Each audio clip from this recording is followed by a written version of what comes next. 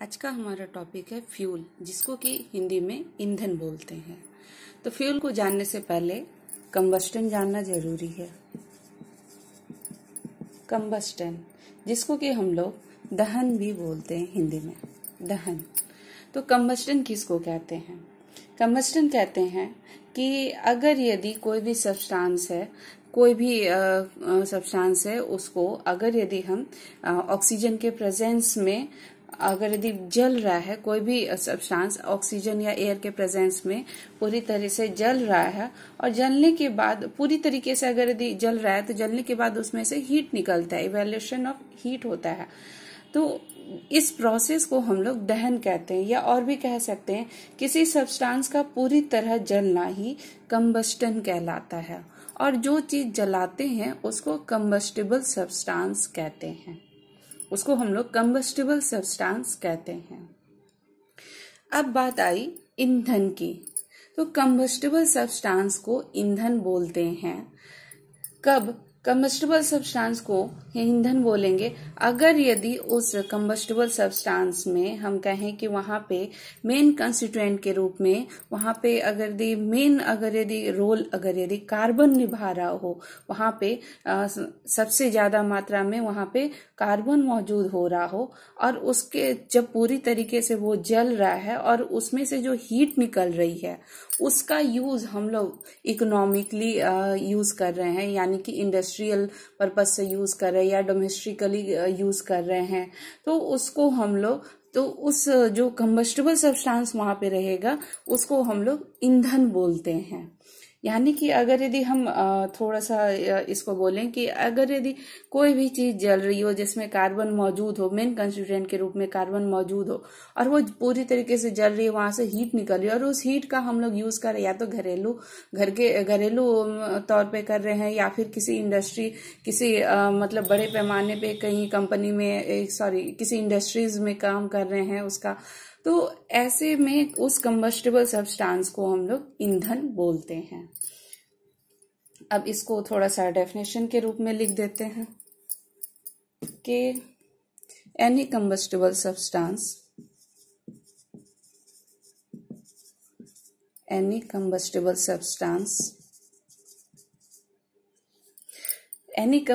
substance, chemical or reactant containing और carbon as a main constituent, carbon as the main constituent, which जिसको कि अगर यदि हम लोग प्रॉपर बर्न करें, प्रॉपर तरीके से जलाएं, पूरी तरीके से जलाएं, which on proper burning, जब पूरी तरीके से जलाएंगे तो यहाँ पे हम लोगों को क्या प्रोड्यूस करेगा? Produces heat. यहां से प्रोड्यूस क्या होगा? हीट होगा। और उस हीट का यूज किस तरीके से, और दैट कैन बी यूज्ड, इसको economically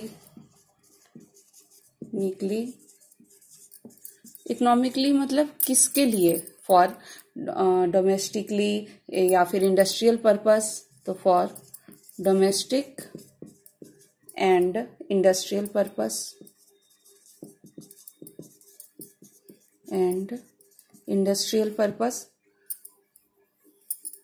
for domestically and industrial purpose इस तरह यूज करें। और and in generation of power के रूप में, and in generation of power is known as fuel. तो एक तो है कि किसी भी चीज को जलने के लिए ऑक्सीजन चाहिए रहता है। उसके बाद अगर कार्बन उसमें मेन कंस्टिट्यूएंट के रूप में मौजूद हो तो उस कंबस्टिबल सब्सटेंस को हम लोग ईंधन बोलते हैं।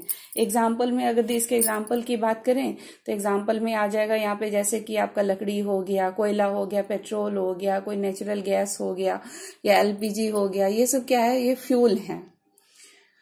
अब जब भी हम फ्यूल को ऑक्सीजन के प्रेजेंस में जलाते हैं तो एक बात आती है कि यहाँ पे निकलता क्या है। तो एक तो हो गया कि जो हम जला रहे हैं, तो एक तो वो प्रोडक्ट निकलेगा कि जिसको हम जलाए तो वहां से एक प्रोडक्ट निकलता है, या फिर कंबस्टन प्रोडक्ट कह सकते हैं।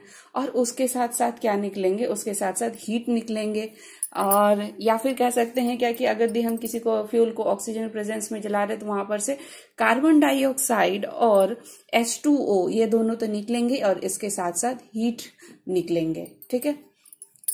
और एक बात अगर दी हम इसमें कहें तो जितना कार्बन रहेगा, जितने अगर यदि कंबस्टिबल सब्सटेंस में जितने कार्बन रहेंगे उतना ज्यादा हीट निकलता है।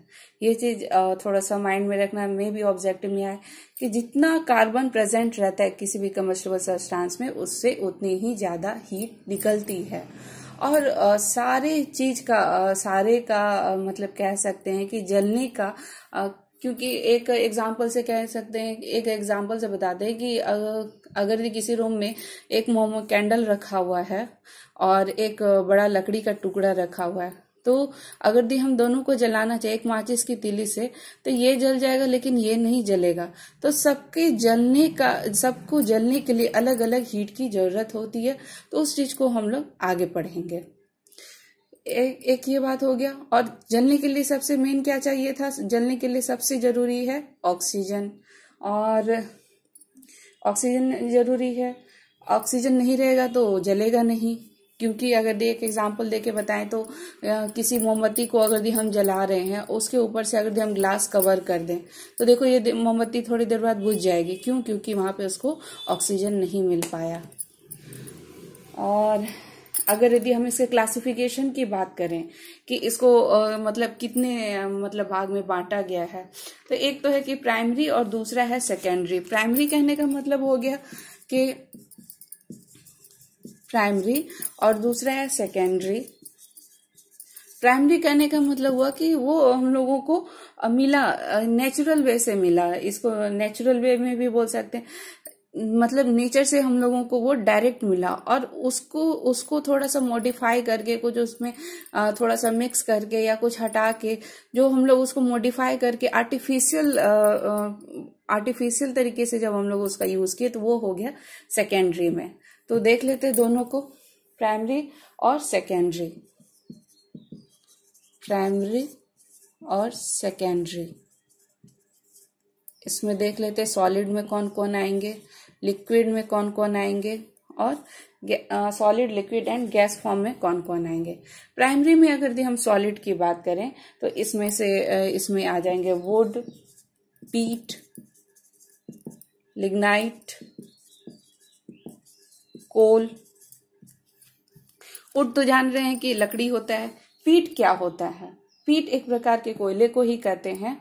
वैसे कोयले को कहेंगे जो कि मतलब कह सकते हैं कि जिसमें ज्यादा पानी नहीं होता है। वैसे पेड़ पौधों के सड़ने से बनता है जिसमें कि ज्यादा पानी नहीं होता है। लिग्नाइट कहते हैं, ये भी इसको कह सकते हैं क्या कि ये एक टाइप का पत्थर कोयला कह सकते हैं। ये कोयले के पत्थर की तरह ही कोयला होता है।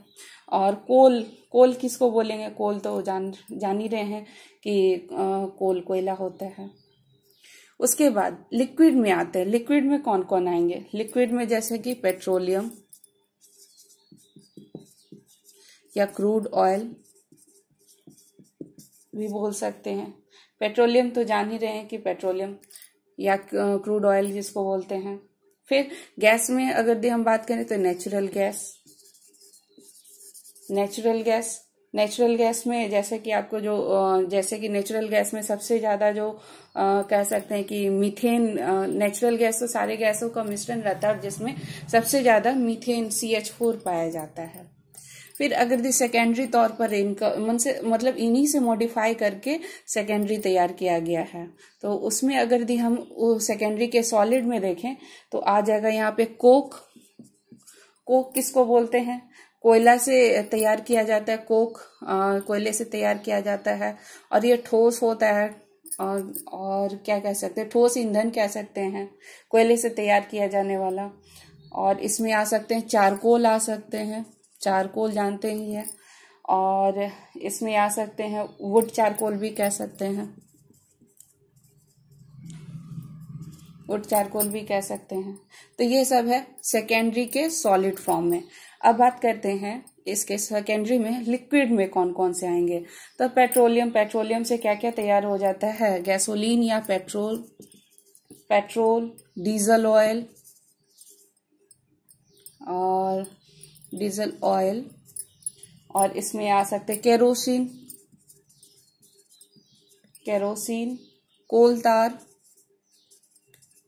कोल तार इसको कह सकते हैं कि कोक और जब कोक और कोयला गैस बनाने के लिए कोयले का कार्बनीकरण किया जाता है तब फिर ये हम लोगों को मिलता है कोल तार। और भी इसमें डीजल, पेट्रोल, ये सब है। और गैस के अगर यदि हम आते हैं सेकेंडरी में, गैस के फॉर्म में आते हैं, थोड़ा सा ये ऐसे सेकेंडरी के गैसेस फॉर्म में आते हैं तो यहाँ पे आ जाएंगे कोल गैस हो जाएंगे और वाटर गैस हो जाएंगे, ऑयल गैस हो जाएंगे और इसमें बायोगैस भी कह सकते हैं। तो ये सब इसमें आ जाएंगे। प्राइमरी में आ गए आपके कौन कौन आ गए? वुड आ गए, पीट आ गए, लिग्नाइट आ गए, कोल आ गए। और अगर लिक्विड फॉर्म में कहें तो लिक्विड फॉर्म में आ गए पेट्रोलियम आ गए, या इनको क्रूड ऑयल भी बोल सकते हैं। और इसमें तो नेचुरल गैस, जिसमें कि नेचुरल गैस में तो सारे गैसों का मिश्रण है जिसमें कि मीथेन मेन कंस्टिट्यूएंट के रूप में रहता है। सेकेंडरी में अगर हम बात करें सेकेंडरी के सॉलिड में तो कोक आते हैं, चारकोल आते हैं, वुड चारकोल आते हैं। और इसमें फिर आ जाएंगे पेट्रोल आ जाएंगे, डीजल आ जाएंगे, केरोसिन, कोल तार और भी बहुत कुछ।